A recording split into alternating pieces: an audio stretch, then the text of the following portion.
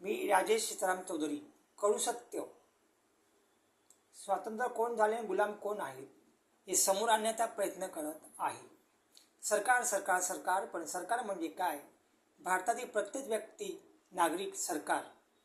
मग कोणत्याही कार्यालयात म्हणजे रेशन ऑफिस, सरकारी दवाखाना, महानगरपालिका, कोर्ट, पोलीस स्टेशन, इतर राजकीय पक्ष नेते यांच्याकडे आपली कामे असली तर आपण जातो. पण काय दिसून येते? उद्या या, नंतर या, जास्त बोलू नका, आम्ही सरकारी आहोत, आम्ही तुम्हाला बोलवले नव्हते. याचा अर्थ एकच, आम्ही सरकारी स्वातंत्र्य झाले आहे, तुम्ही गुलाम आहे. गुलामांचे कामे न्याय मिळेल किंवा माहीत नसते, पण गुलाम शारीरिक मानसिक त्रास दिशाभूल होऊन मरणाच्या दरात उभा.